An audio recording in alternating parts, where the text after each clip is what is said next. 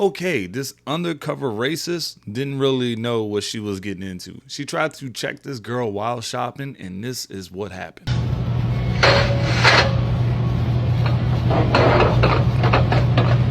Your shirt's pretty fucking racist, by the way. Are you a Klan member? No.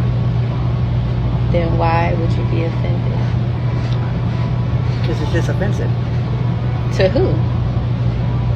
To other people. Klan members. Probably. That makes sense then. You gotta admire the quick wittiness of this girl wearing this shirt because it shut everything down. Lady, you found it offensive because you are a part of it or believed in some of these beliefs that this Klan, you know which ones, the ones that start with the K, believe in. That's why you took offense to it. Nobody else would but you and somebody from that group. Exactly. So she called you out, and I know you feel played. And guess what? You should. Start driving an asshole, you fucking nerd. It is great. You know what's great? You see You're this? still going to be black, and we're not. Make sure you tell them you're a fat nerd. I'm still white. You're still black. The crazy thing is that white people actually think that calling us black is an insult. I get it. For them, being black in their mind could probably be the worst thing on planet Earth. But for me, I want to be blacker. I want to be darker. Let me do something. Let me walk into the sun, something that you cannot do. Let me walk into the sun. I want to be darker. You understand? Like, what? Being black is not an insult. Being black is not an insult. We love being seasoned. Understand that, right? We love being coronated. We love having flavor. Imagine saying you are the superior one and you are beefing with nature. Sunlight is your enemy. Oh, I'm okay. Imagine being this miserable. Imagine waking up in your life this miserable. Oh no. Oh no. Yes, it's still a shame that racism still exists, all right? For someone to just go ahead and point out different color does not mean anything. This man would probably even point to an Asian and say, that's why you're yellow. He would probably point to a Spanish person and say, that's why you're brown, okay? He is delusional just at all means, and that is just white supremacy at its finest. He strongly believes just because he is a different skin tone, he has more than that next person. He has the right to the world. All right, let's go ahead and get into some further clips. How racists try to get away with one, but they get instantly exposed. So, unfortunately, racism is still alive and well, not just in America, but here in Natomas. So yeah, that's what we're dealing with. But you know what? That's okay. All it tells me is that people are scared because people that look like me are actually making a difference. So all we do is we just keep working harder and making change happen one day at a time. Jen and June. You saying I got your phone?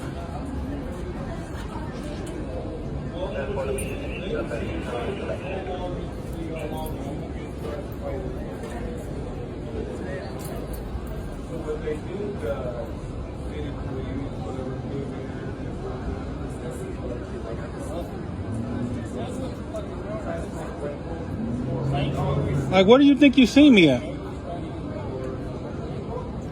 I mean, she just accused me of having a phone. I'm sorry, give me 1 second. I've never seen this lady a day in my life. And I definitely don't got Boost Mobile, so I couldn't have seen you at a Boost Mobile store.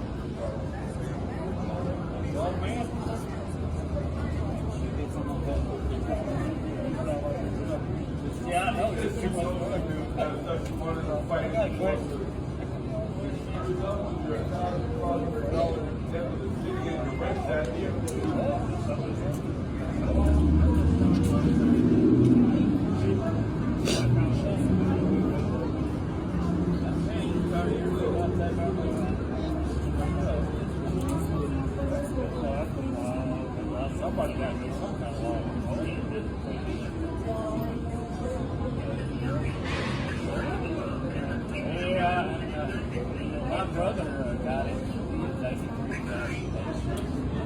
And he said that he had it twice.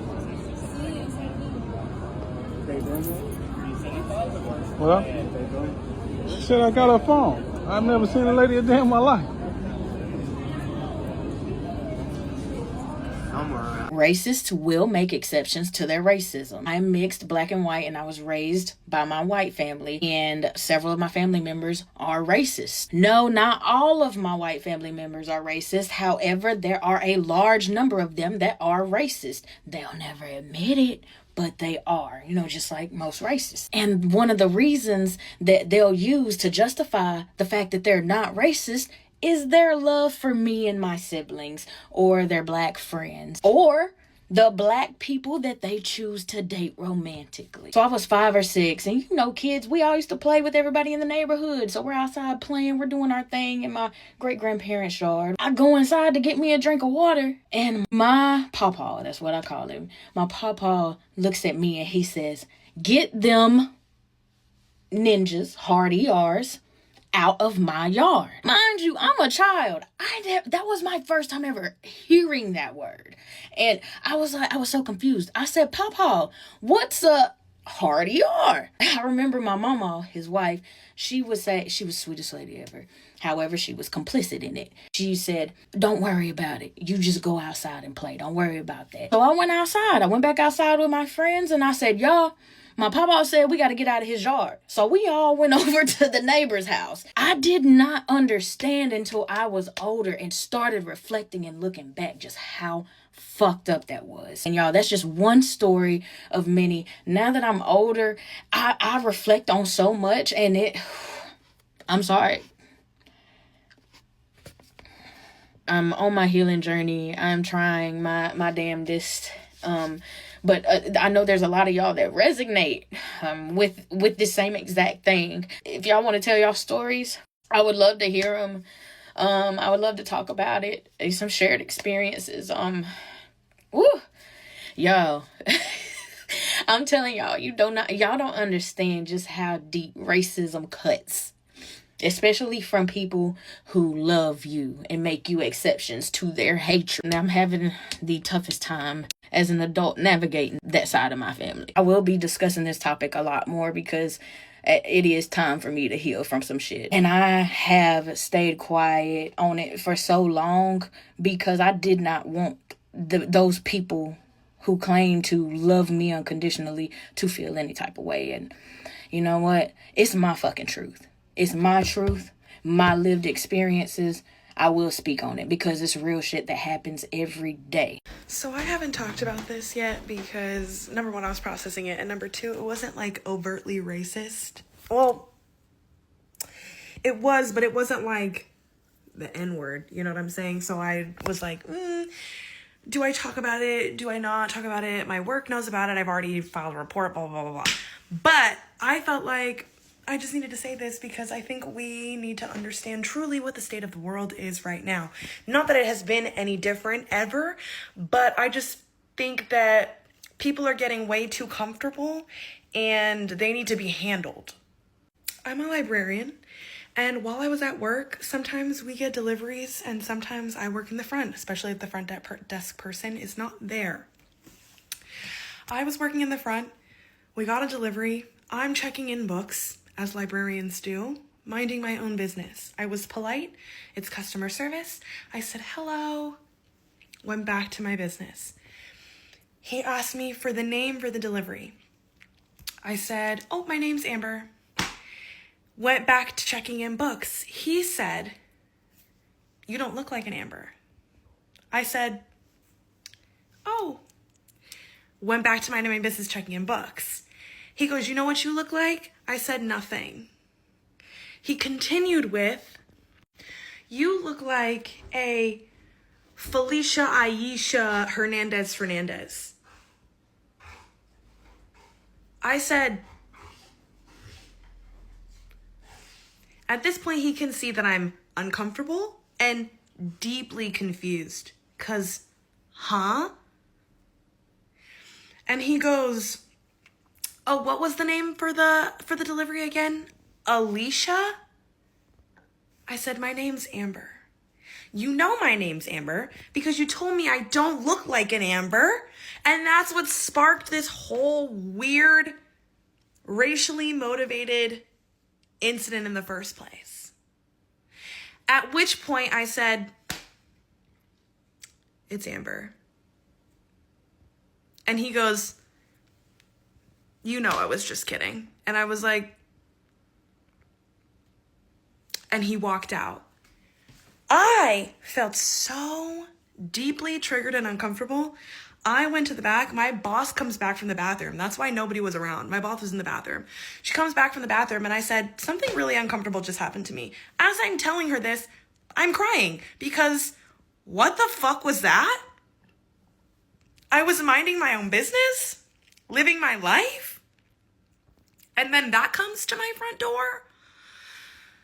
So we go through this whole thing. I tell her everything that happened. She's pissed. She tells HR. HR handles whatever they need to fucking handle because my job got me.